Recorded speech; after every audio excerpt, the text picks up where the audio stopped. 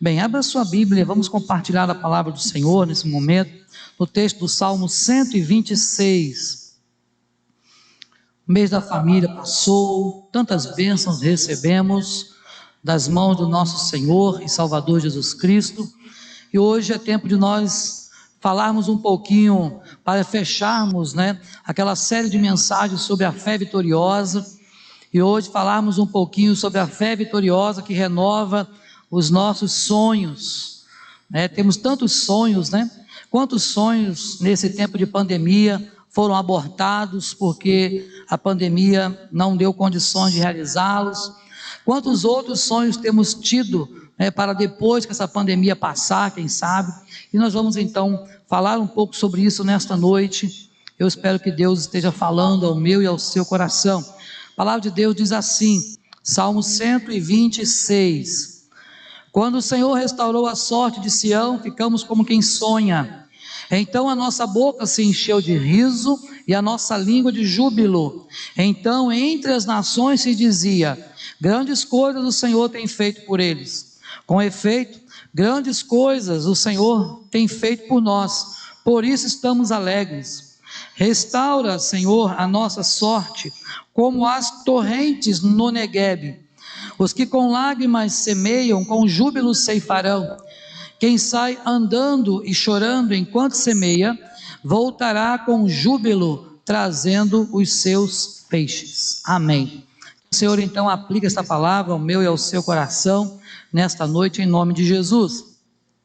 Meus irmãos, o texto que nós lemos é um texto conhecido, certamente muitos de vocês já leram, se não leram agora ouviram, mas tenho certeza que é um texto conhecido.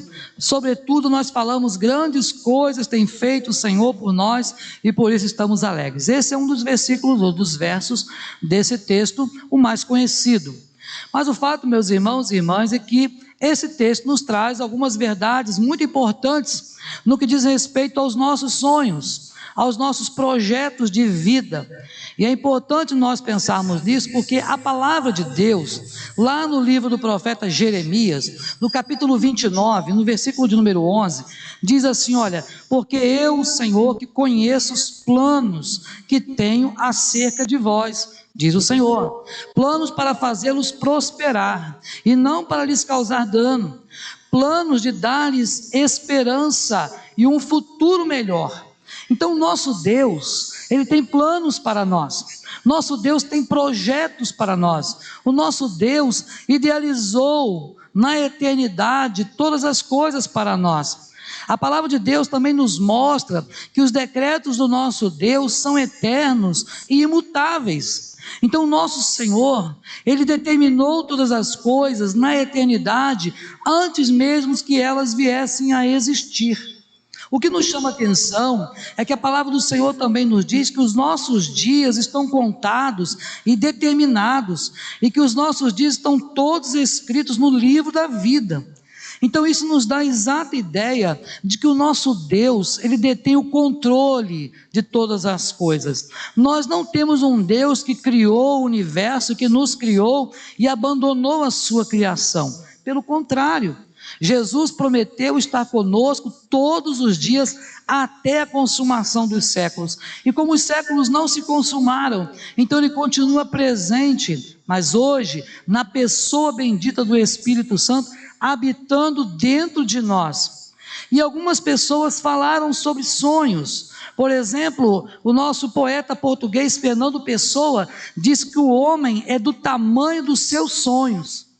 Muitas vezes tem pessoas que não sonham nada e acabam não realizando coisa alguma. É preciso sim, nós temos os nossos sonhos, é preciso termos os nossos projetos, as nossas ambições pessoais. E quando eu falo ambições pessoais, estou falando daquela ambição de desejo e não aquela ambição maléfica de possuir algo que não é seu.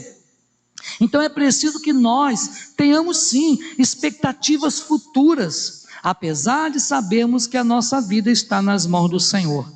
Mas quando nós pegamos os nossos sonhos e os nossos projetos, os nossos ideais, e nós depositamos aos pés do Senhor e pedimos ao Senhor a aprovação deles e aguardamos dele se vai aprová-los ou não, e então, após aprovado, possamos colocar em prática, aí sim teremos basicamente a certeza de que os nossos projetos serão bem-sucedidos. Agora, quantas vezes nós até temos os nossos sonhos, mas não queremos submetê-los ao jugo do Senhor, isto é, ao juízo de Deus. Não queremos submeter os nossos projetos à ação sobrenatural do Espírito Santo, e aí nós não queremos pedir a Deus a opinião, porque muitas vezes não queremos saber qual é a opinião, porque sabemos que já vai ser contrário àquilo que nós desejamos. Então, quando a Bíblia diz, eu conheço os planos, eu é que sei os planos que tenho acerca de vós, é porque o Senhor tem planos de vida e não de morte. O Senhor tem planos bons para nós. O escritor Rick Warren, ele escreveu algo importante sobre isso. Ele é escritor e pastor batista norte-americano.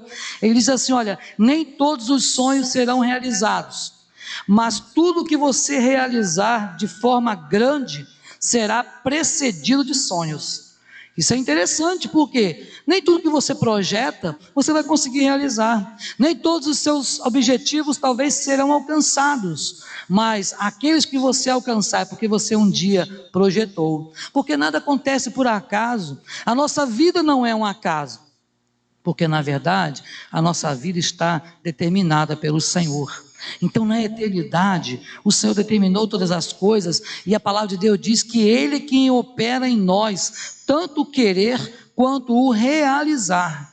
Então tudo que nós somos e temos é no Senhor que somos, é no Senhor que temos, e nós precisamos sim viver as expectativas do que Deus quer para nós.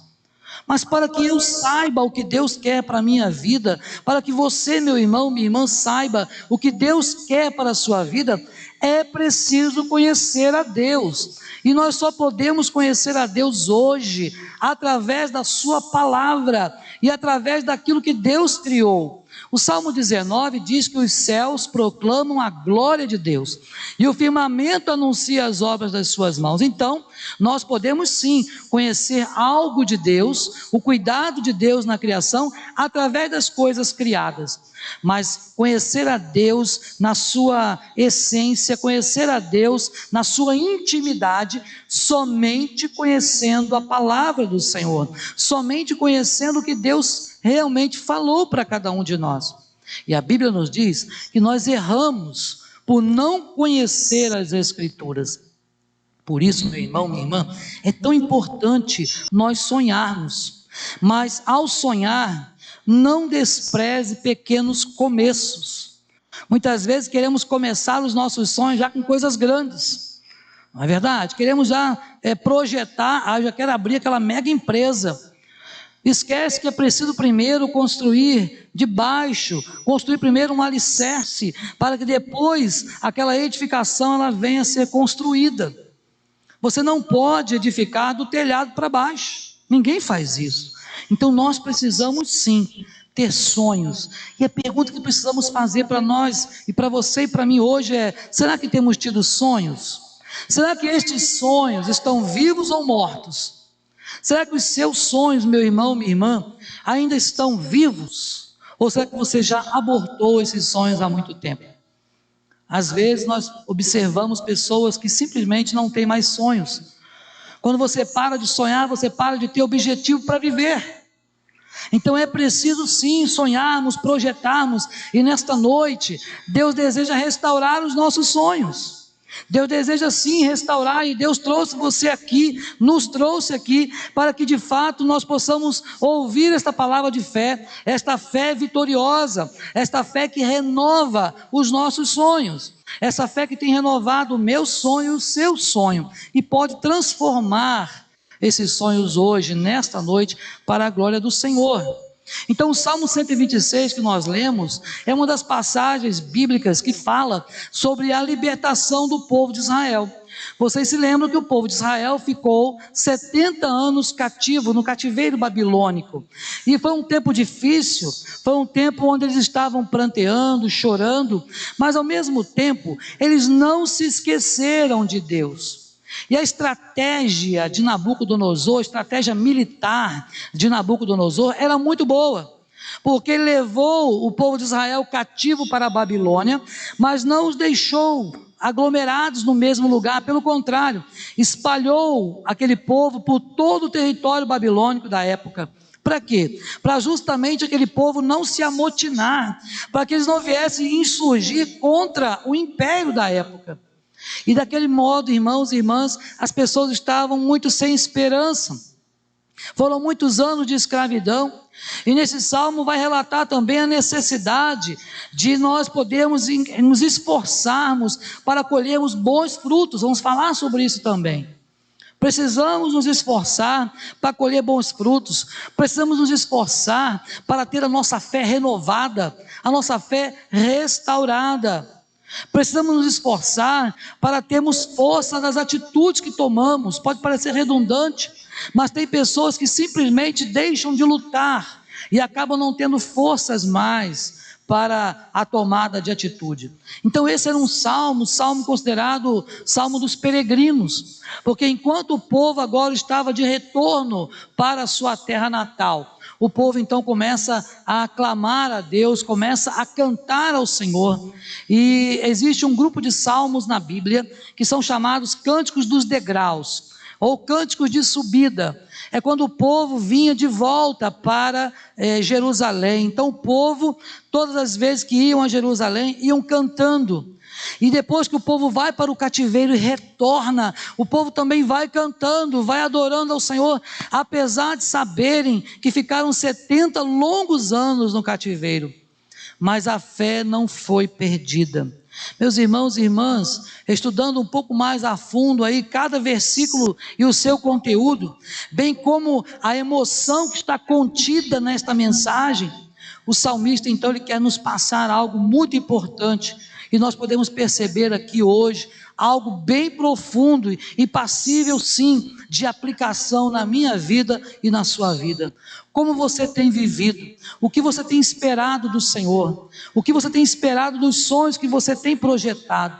Será que de fato você ainda tem sonhos? Será que de fato você ainda tem conseguido viver as expectativas de um amanhã? A palavra de Deus, eu gosto muito de um hino que fala: porque Ele vive, posso crer no amanhã. Sabe, o Senhor vive. Foi falado isso aqui pelo presbítero Júlio. Nós estamos celebrando a vida de Jesus, a segunda vinda dele para buscar a sua igreja.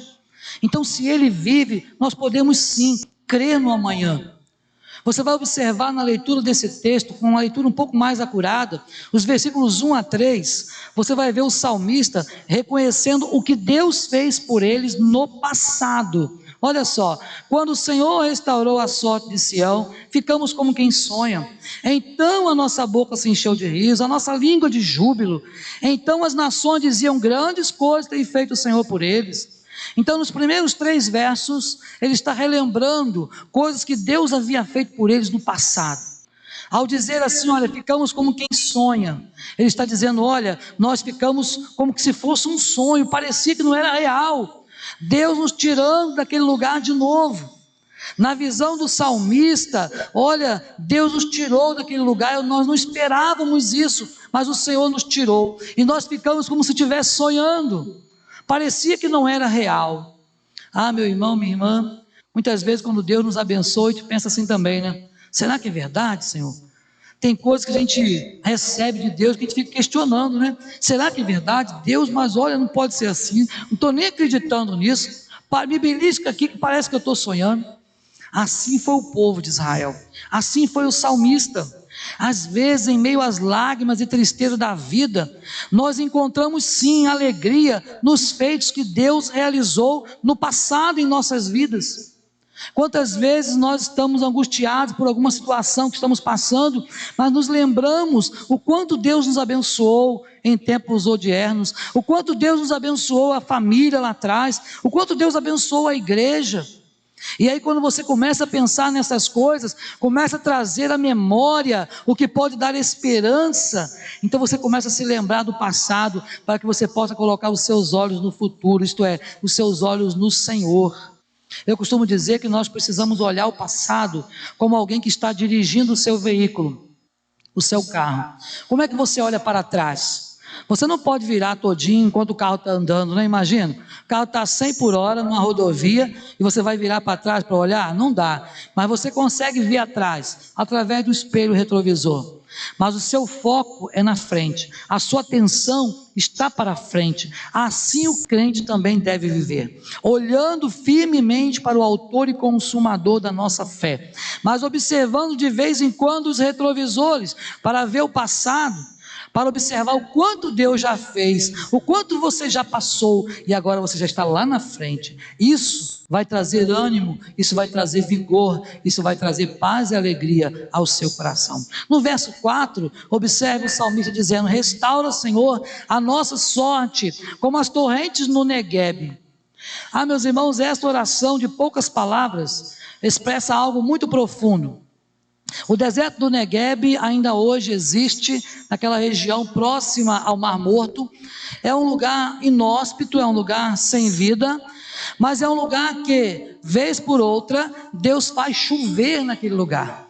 E eu estava pesquisando sobre isso e assisti alguns vídeos no YouTube, depois você pode ver na sua casa também, alguns vídeos sobre as torrentes do Neguebe. Coloca lá no YouTube, torrentes do Neguebe, e você vai ver que coisa maravilhosa, um lugar sem vida, e de repente começa a chover na cabeceira das montanhas, e aquela região começam a se formar rios, onde não há absolutamente nada, e depois que esses rios evaporam, então o lugar floresce. Quando a Bíblia diz que o deserto iria florescer, é o milagre da vida sendo realizado por Deus num lugar onde não há vida.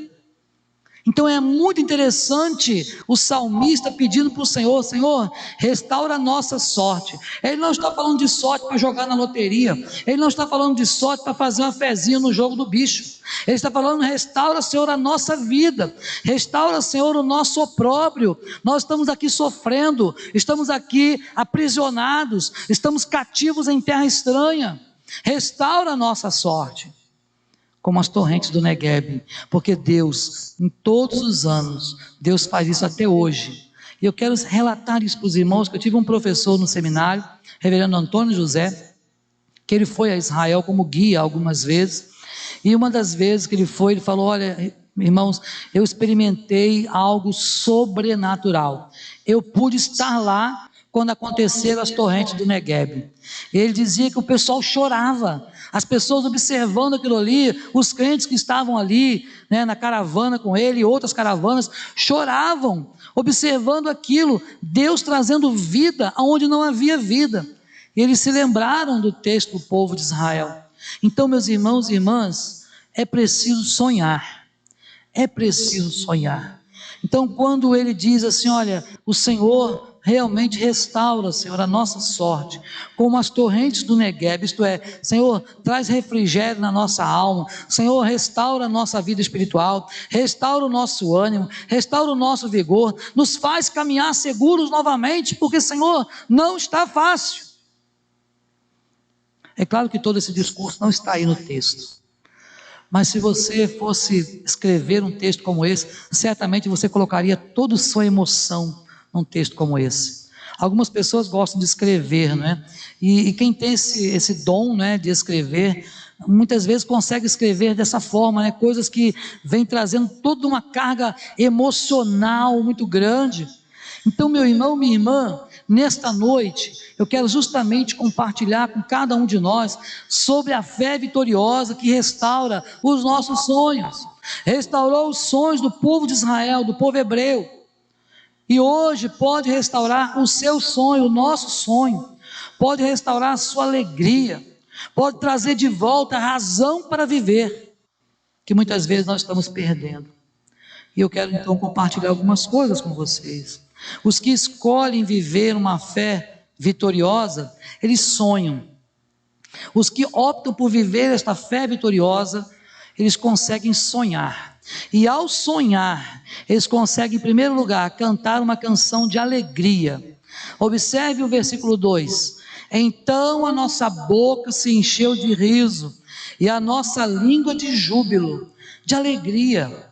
Tinham motivos para se alegrar? Humanamente, talvez não tinham. Humanamente, as coisas estavam difíceis. Humanamente, eles não tinham nenhuma razão para sorrir, porque estavam cativos.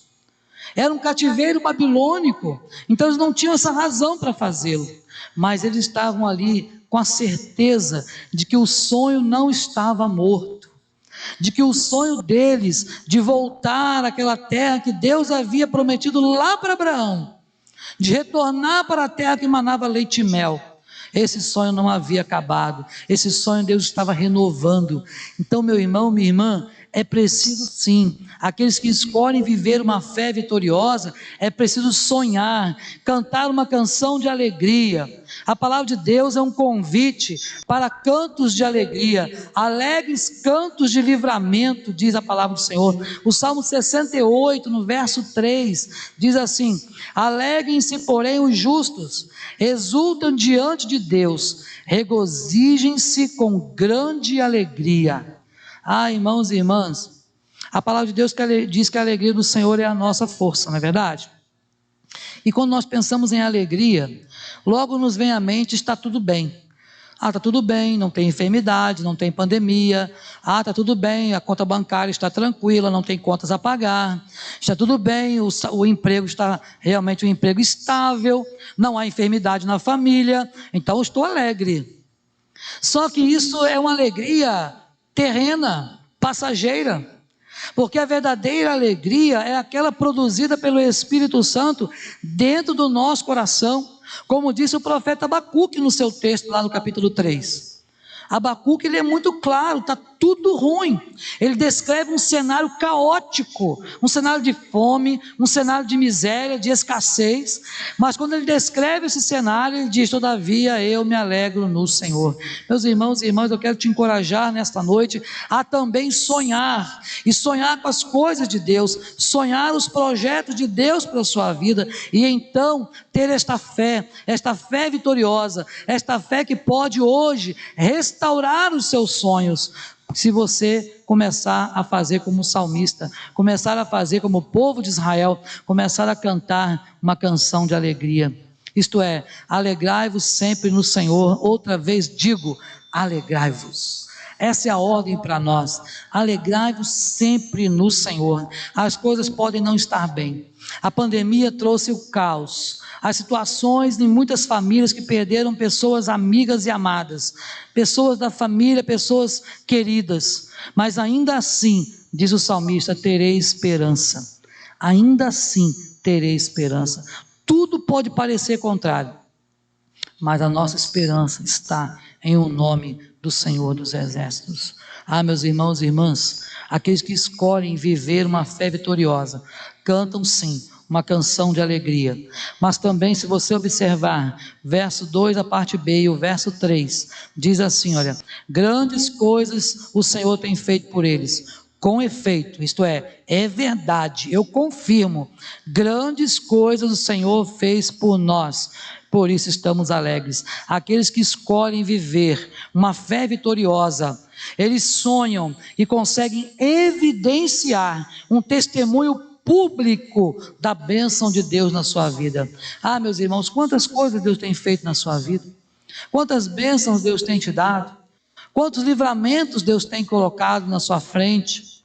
É motivo sim de gratidão, é motivo de darmos testemunho do Senhor para as pessoas. Mas não basta você simplesmente viver isso, é preciso abrir a boca e falar dessas coisas, falar das bênçãos que Deus tem derramado na sua vida para as pessoas. O mundo precisa ver que nós somos diferentes. Observe, irmãos, que entre as nações, o versículo 2 disse isso, entre as nações se diziam, não era o povo de Israel que dizia, as pessoas que estavam ao redor diziam de Israel: olha, Grandes coisas o Senhor tem feito por eles. Olha bem, o ímpio dizer de você: olha, grandes coisas tem feito o Senhor na sua vida. Eu tenho visto Deus operar na sua casa. Eu tenho visto Deus salvar pessoas. Eu tenho visto Deus curar enfermidades. Ah, irmãos e irmãs, quando Deus faz algo conosco, sabe, proclame isso. Coloque em evidência mesmo. Mostre para as pessoas o que Deus tem feito na sua vida. Porque o melhor testemunho que você pode dar é dizer ou mostrar aquilo que o Senhor tem feito na sua vida. Até em outras nações eles vão dizer: olha, o Senhor realmente tem abençoado esse povo. Realmente Deus tem sido o Deus dessa nação. Alguma coisa diferente nesse povo. Então uma fé vitoriosa nos faz desejar, evidenciar as obras do Senhor na nossa vida. Quantas coisas Deus tem feito por você?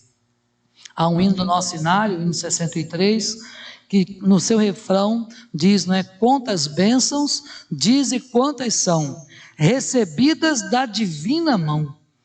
Quantas bênçãos você tem recebido da divina mão? Certamente serão muitas que você não as poderá contar, mas ao mesmo tempo, aqueles que escolhem viver uma fé vitoriosa, sonham, e com estes sonhos conseguem sim orar na abundância da fé. Olha que interessante, conseguem orar na abundância da fé que é colocada no seu coração. Quando o salmista diz: restaura, é uma oração, verso 4, restaura, Senhor, a nossa sorte, como as torrentes do Neguebe. Ele está realmente exercitando ali a sua fé, exercitando aquilo que o Senhor colocou no coração de cada um deles, a fé salvadora, a fé que restaura os nossos sonhos, a fé que abre o espaço para que você consiga depositar a sua esperança no Senhor. A Bíblia diz, meus irmãos e irmãs, que a esperança não confunde, porque o amor de Deus é derramado no nosso coração através do Espírito Santo que nos foi dado. Mas é importante que você ore com fé, que você peça a Deus com fé. Tiago diz que aquele que pede duvidando é semelhante o quê? À onda do mar, que o mar leva para onde quer. Mas é preciso pedir com fé. Jesus falou assim: olha, tudo que pedirdes ao Pai com fé, crendo recebereis. Pode parecer redundante, com fé e crendo, mas não tem nada de redundante, porque fé é uma coisa e crer é outra coisa. A fé é o dom de Deus colocado na mente humana para a salvação, para que nós possamos crer em Jesus para a salvação. E o crer é o exercício humano desta fé que Deus coloca no nosso coração. Jamais você poderá crer se o Espírito Santo não puser fé no seu coração, meu irmão e minha irmã. Por isso é tão importante nós orarmos com fé. Peça a Deus com fé, crendo. Deposite aos pés do Senhor os seus sonhos com fé, crendo que o Senhor pode todas as coisas, crendo que Ele pode acabar com a pandemia, crendo que Ele pode ressuscitar mortos, crendo que Ele pode transformar vales de ossos secos, crendo que Ele pode transformar o mais vil pecador. Muitas vezes nós, na nossa pouca fé, pensamos assim de algumas pessoas: aquele lá nem Deus dá jeito. Já se pegou pensando assim? Ah, fulano, duvido que tenha sido convertido, não acredito não, aquele lá nem Deus. Sabe, muitas vezes estamos com pouca fé. O próprio Senhor Jesus, ao ser acordado, no susto, eu não sei vocês, mas ninguém gosta de ser acordado no susto, é tão ruim, De vez em quando, no início, que começamos a morar na casa pastoral ali, o alarme disparava na madrugada, 3 horas da manhã, o alarme da casa disparava. Olha, mas era um negócio, a gente acordava e para dormir de novo. Se fosse cardíaco, já tinha ido para a glória, porque o negócio faz um escândalo. Mas era uma tal de uma gambá, que passava na frente do alarme todo dia, voltando da seresta dela, passava na frente do alarme, descia pelo alarme. Aí eu descobri depois que pus a câmera, aí vi a criatura lá, odiosa, e estava lá descendo todo dia. Não tinha como matar a criatura, porque eu não ia ficar acordado esperando ela chegar, Então eu botei uma tela para impedir que ela passasse ali. mas é muito ruim ser despertado, não é? E Jesus foi despertado do sono dele, você se lembra disso? Jesus estava dormindo na popa do barco, a tempestade veio e começou aí o barco querer ir a pique, não é isso? E os discípulos apavorados. Irmãos, quantas vezes nós também não ficamos apavorados com as situações que nos sobrevêm? Sabe? Mas olha bem, os discípulos andavam com Jesus, foram discipulados por Jesus, eles haviam visto quantos milagres de Jesus? Um monte.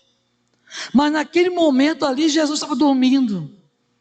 Será que ele havia deixado de ser Deus porque estava dormindo? E eles vão lá acordar Jesus. Vocês se lembram como é que é o texto? Mestre, não se te dá que morramos? Imagina, Jesus deve ter levado um susto daqueles, né? Alguém acordar, tem alguém aí, imagina, né? Seu esposo, sua esposa, alguém chega, pai, tem alguém, marido, tem alguém ali. É um desespero. E Jesus acorda tranquilo, né? Imagina o texto não fala, né? Mas eu imagino Jesus espreguiçando primeiro. O que está acontecendo, gente? Tá, é mesmo, tá, aquieta-te, vento, mar, aquieta-te, acalma-te.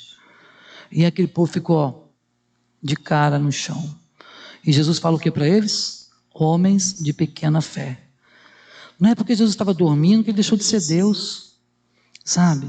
Agora é interessante isso, que Jesus dormiu como homem, mas como Deus. A Bíblia diz que o guarda de Israel nem cochila, não dormita, sabe? O guarda de Israel não cochila, ele está atento ao que acontece na sua vida, ele está atento ao que acontece na igreja, ele não perdeu o controle, ele não perdeu as rédeas da situação, mas é preciso realmente que nós oremos a ele com fé, pedir ao Senhor com fé, depositar os nossos sonhos ao Senhor com fé, para que o Senhor venha fazer um milagre. Quando o milagre acontecer, que você possa glorificar a Deus e entender que é Deus quem está operando.